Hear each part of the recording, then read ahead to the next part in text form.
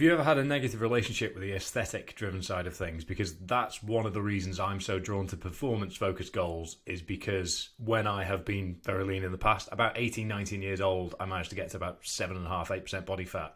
And I look back at the photos now and I was like, Christ, I was in really good shape. But I remember the sacrifices at that age that I sort of took on to be in that shape. But when I was that lean, I wanted to be leaner. I was looking at photos of myself being like, oh, nah. You need to diet harder, you need to do this, you need to do that. And I just decided it wasn't actually the right thing for me. That's not to say it's the wrong thing for other people, but I've gained a lot more from performance-driven goals because of that process-driven goal setting that we've already discussed, but also because it means that my self-worth is less tied into the way that I look and more in the way I perform, which I have a bit more control over on a sort of day-to-day, month-to-month, week-to-week basis. So have you ever had any challenges with that, given that your visual appearance is so much a part of how you can define your success in fitness?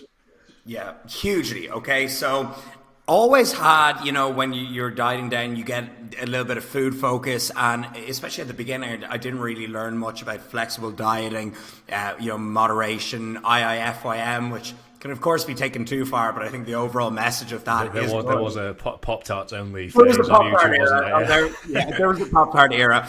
But so I had, definitely some unhealthy, obsessive eating habits in hindsight before I kind of educated myself more on that whole field. But I'll distinctly remember, okay, the first time I competed in a men's physique competition.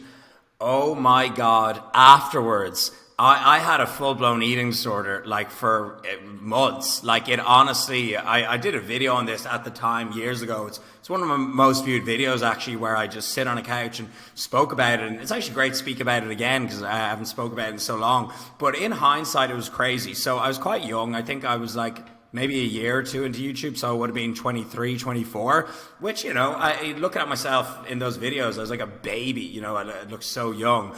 And so I dieted down for this show. It's so funny how different men's physique was back there. It's like we actually looked like, men's physique, and now it's like Olympia bodybuilders is the standard.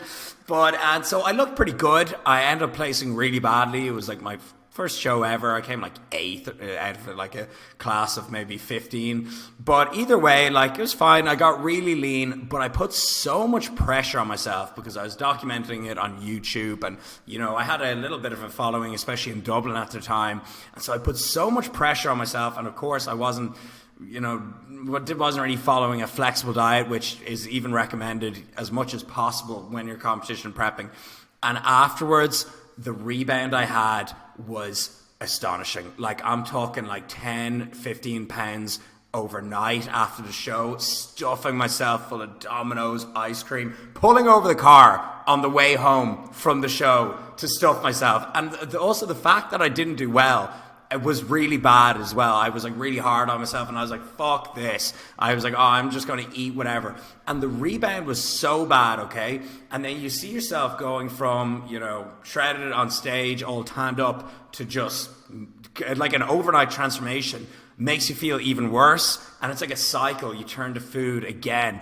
And I was like this. It was like I was under a spell. I literally could not control my diet for, I would honestly say, like 8 to 12 weeks. And then I remember it was on like week 10 post show. I went on like a lads holiday where there was like loads of drink, beers every day, chips and pizza was the main diet. And that made me look even worse, and I just felt so bad. And like, I was after that, it actually gave, I thought I was never going to be able to control myself eating again. And thankfully I didn't have to go to a specialist, because I do recommend doing that, seeing someone who specializes if it does get really bad. Like, eating disorders, especially in men, is something that we need to talk about a little bit more. But I ended up just kind of growing out of it, and I realized I took it too far, and that's when I started learning about flexible dieting from Alan Aragon, Lyle McDonald, the guys who like wrote the book on it pretty much.